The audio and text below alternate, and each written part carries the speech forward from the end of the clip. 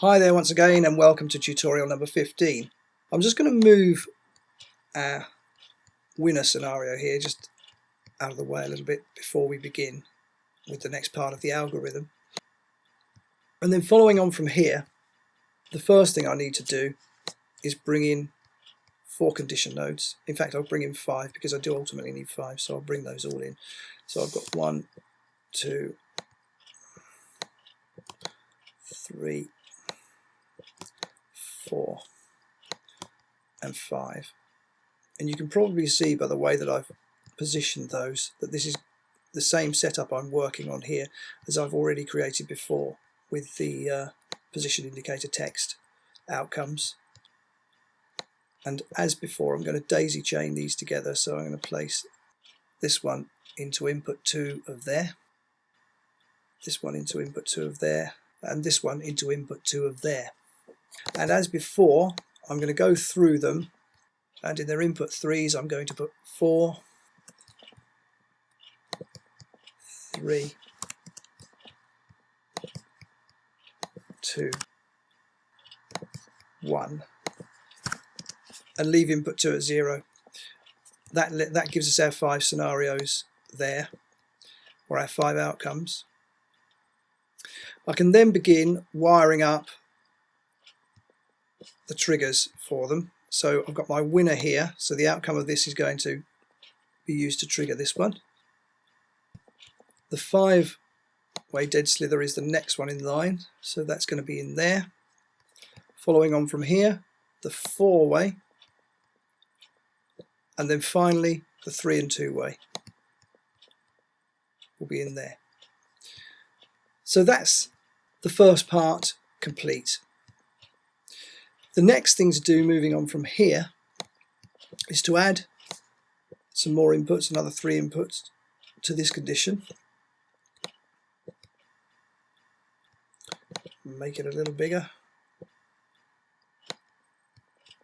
Wire in the output from the condition there into the switch in this one. And then this needs to be set up with a data type of link, because we're going to be passing objects through this condition, and the objects we're going to be passing are going to be our outcome indicators here. So we need them to be set up in the condition node in the correct order for them to be triggered at the right times. So the winning scenario is going to be if there's a number 4 coming out of here, which is going to switch us to input number 6. So we need to place our overall winner at number 6. And then working from bottom to top, we need to go with the absolute slither next. So the absolute slither is in there. The 4-way, the 3-way, and the 2-way slithers need to be in that order. And that completes that little part. Moving on from here, we need our friend, the monoflop, as per usual. Need to set it up as a one-shot monoflop. The duration, I just want to be 5 frames, so I want this little piece of animation to happen over 5 frames. It's a pretty fast sort of, as I say, pop-up really, that the banners are going to pop up out of the top or of the scoreboard, so that's done there. I'm going to bring the monoflop over to where the time node is, or somewhere close to it. The time node is here. I need to plug my time into there, and my trigger for this is going to be the output of the ball. So when both these situations have been satisfied, so when we've come to the end of 10 races, because we're going to be using the slither number keeper here, when that's equal to 10 and we're greater than or equal to 120 frames, then our bool is going to give us a true output, and we can use that as the trigger for the monoflop there. Another thing I also need is a condition node that will be triggered by this same situation. So I'm going to put that condition node in there now and wire that up just while we're here, just to make things a little bit faster. So that needs to be switched by the bool too. I'll deal with the condition and what goes in the inputs a little bit later on. In fact, in just a few moments' time. So we'll bring these in, place that monoflop somewhere around there, and the condition node can be placed somewhere here. That would be fine. Now the condition node is going to be used for the start and end positions of each of the banners. So they're going to start at position 0 and then they're going to move to 90 centimeters. That's going to be their maximum height. So they're their start and end positions, which need to be locked as necessary. This is exactly the same algorithm as we've used previously for our position text, and also keeping our snakes at their start and finish positions as they need to be. So that's our first condition. We'll drag another one out because obviously we're going to need another one. We can just take that out of there, it doesn't really matter what's in there. Moving on from here, we need a range mapper. We'll bring that in. Nope, not a trigonometric, a range mapper. Let's just get that. Bring that in there.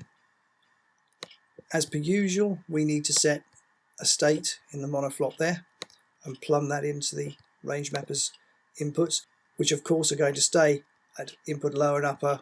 They're going to stay at 0 and 1. The output upper will be 90 because it's got to match the finish position. And once again, the out will be used to switch the second condition. So when the monoflop is triggered, we're going to be using the range mapper. At the points where it isn't triggered, we're going to be using the start and finish positions as need be. The next part of this is to get, actually what we'll do, we'll drag one of these in because we just need one of the indicators to be used in this particular instance as effectively a holding area for the various indicators as they are used. So we need position Y in there, and we also need object. Just make that slightly bigger. So we've got position Y, which is going to be the output from the condition there, and then the object input port we're going to take from this condition because we're passing objects from here. So that goes in there. Okay, so that's our basic setup done. This is not complete yet, but we can see if this works. What we're going to do in order to make it work, for a start, I can now take these constants out of here and plug in my keeper into there, my slither keeper, and I'm going to plug my frames back into here.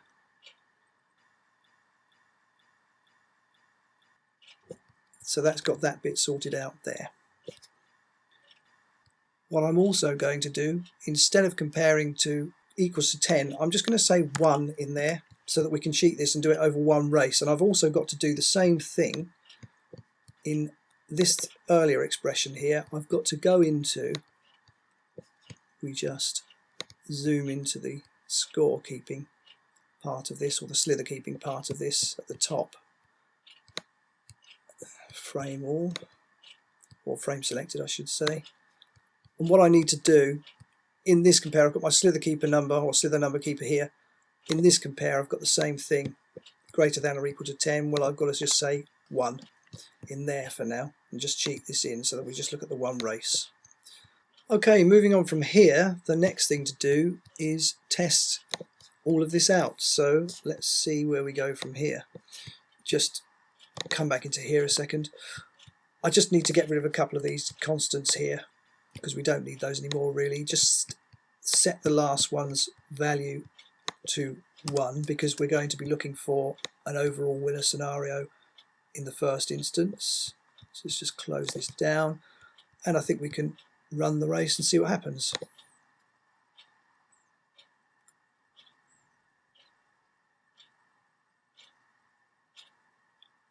Okay, yes, and we get an overall winner banner coming up. That's fine. Go back to the beginning. Now the only problem now, of course, is that once we reset to 0, we need this indicator here to drop back into the scoreboard. It won't at the moment because we haven't got the part of the algorithm in place that does that. So the next thing we need to do is to implement that. First thing I need to bring in is my slither number keeper here. I'll bring that into there. Make it a little bigger. As per usual, we'll use coordinates position, position Y. Next node that we need will be another compare. So we'll place that one in there. Put the input into there. And we can leave that set to equal to 0 because that's exactly what it needs to be. So when we've completed 10 slithers and we've reset to the next one, the position Y of the slither number keeper will be set back to 0, and that's exactly what we need. So we need that compare to be set that way. Following on from here, we need another condition, and we need to set the data type to link. The condition is going to be switched by our node there, our compare node, and we can plug the output of our previous condition there into input number 2 and then connect that to the object input port there. In input 3 here, in this condition, we need to set up firstly an iteration, and we also need a linked list. So we'll set those two there. Plug the output of the iteration into the linked list there. Now the iteration start needs to be 0, the end needs to be 4. And in the linked list, I'll just put the padlock on here to make sure the screens or the information stays the same in the object properties there. We just collect all of those and drop them into there. Take the lock off again now. That sets that part of it up, and then we can simply plug that into there. So once 10 slithers have elapsed and we've set back to 0, we're going to iterate through all of the 5 indicators there, pass them in sequence through this condition to the object here, and reset their position Y values to 0 via the start position here, which will be passed through this condition and then to the position Y. So that's going to be the reset for that. That's how that's going to work. That's that little bit of it done. I think we can just get ourselves set. We can probably move on from here, I think. Let's just test this out and make sure that it works correctly.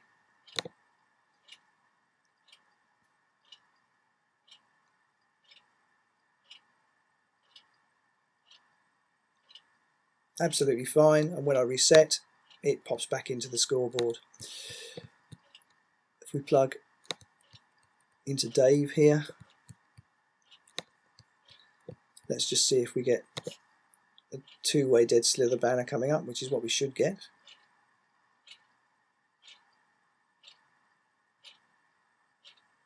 And we do.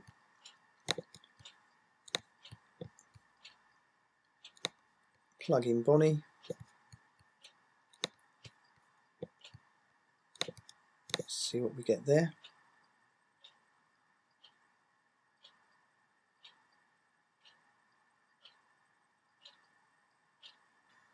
Okay, we get our 3-way slither. We saw that come out as 5th before everything else came out. Now, I'm going to deal with this a little bit later in the series because there's a little bit of an error there that needs to be debugged. Next scenario. Place that into our condition there.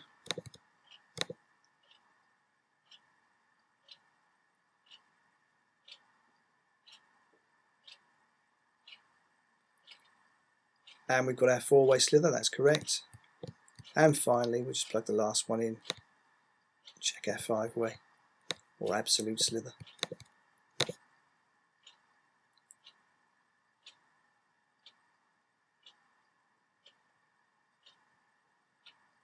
And there we have it. Yes, perfect. Okay, so all of that is working absolutely correctly. It's doing exactly what we want it to. So with that test complete, we can now say we've reached the end of this particular tutorial. But before we do wrap this up, let's just have a quick recap. We've brought in our 4 condition nodes as we've done previously with our position text. Placed a 4 in there, 3 in there, 2 in there, 1 and 0 to get our 5 scenarios working correctly. The results are then passed to our condition over here, which we've given a data type of link and then placed our indicators in the correct order so that they'll be triggered at the correct time. Our monoflop will be triggered once the end of the last race has been reached by using our bool, the output from the bool earlier on. Once this happens, of course, the condition here is switched so that we can use the range mapper and animate the banner coming out of the top of the scoreboard. First condition, as before, is used to lock the start and finish positions as need be. Moving on from there, we just pass these results to the position of the chosen banner as passed through this second condition here. This, of course, is simply used as a reset. So we've said that when the position of the slither number keeper is 0, we switch our condition, we cycle through each of the banners, because of course we don't really know which banner has been chosen. We're not going into that level of detail, it doesn't matter. We just simply cycle through all of the banners and we reset their positions to 0 by using the first condition, which is going to be passed to the position Y there when everything here is satisfied. So that's how this is working.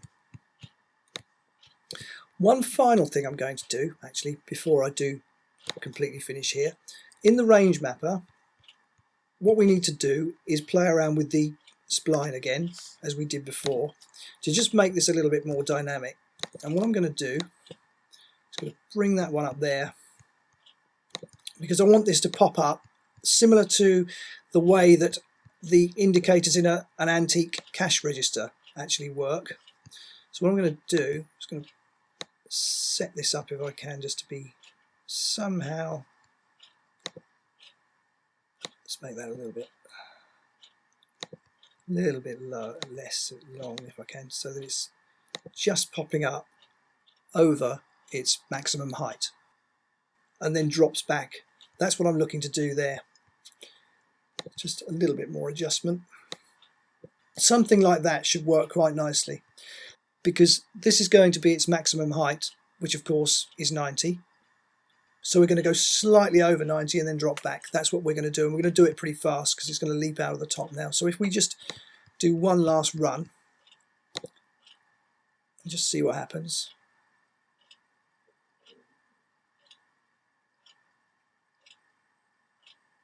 That's it. That's much nicer. It just makes it slightly more dynamic, and that's exactly what we're looking for. So if you put that in there, it just takes away that linear motion once again, which makes things a little unrealistic and boring, really. So that's the last touch there, and that really does complete this tutorial. The next port of call for us is to get the arrows moving, because at the moment we know whether there's been an overall winner, absolute slither, etc. But we don't know who the overall winner was. If there's been a dead slither between 2 snakes, we're not indicating who those snakes are. The next thing we're going to do then is to create the part of the algorithm that will allow us to indicate, using the arrows, any one of 31 possible outcome scenarios. And we'll continue with this in tutorial 16 very shortly.